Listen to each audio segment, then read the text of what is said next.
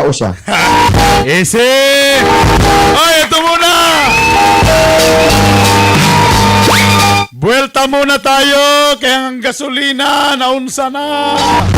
The 3-time KBP Golden Dove Awardee, Mr. Art Bonhoc Jr. Basta mga junior. Gahi. Good morning sa tanang mga junior o mga senior kang Arturo Bonhoc Senior diya sa Davao. Ako'y panawagan, Bern. Ako'y panawagan.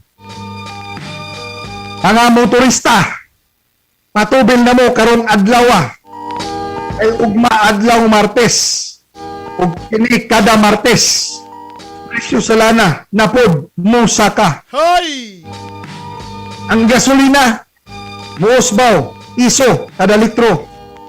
Samtang 60 sentimos sa kerosene o crudo.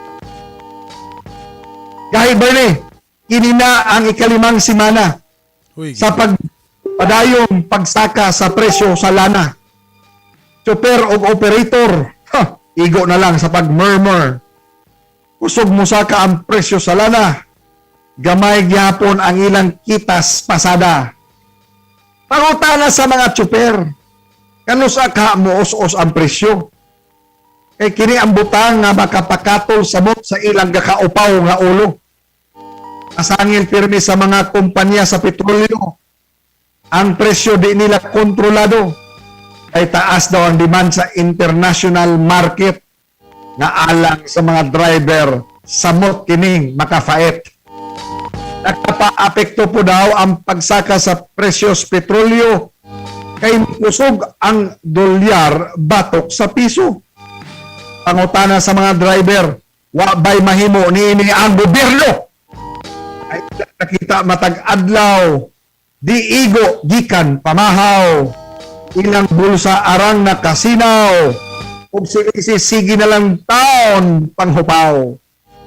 Samot nga gabagot-bot, mga tsuper kaysa pandemya sila naduot.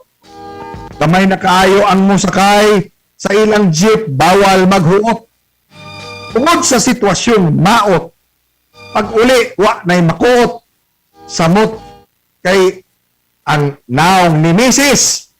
Permi na lang gamugot. Maayo unta daw nga kumusaka ang presyo sa gasolinahan. Unta ipasaka po daw ang plitihan. Utang sa mga driver ilang girikayan. Kay samot mabudlay ang sumakayay nga katawhan.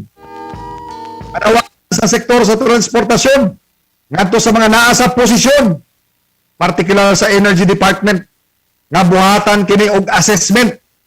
Kaya di pwede nga inganit permi ang kahimtang sa mga driver na maglisod ang ilang pamilya now and ever. Ato sa ilang kita sila makarecover. Permi ang slogan nga basta driver, sweet lover. Time.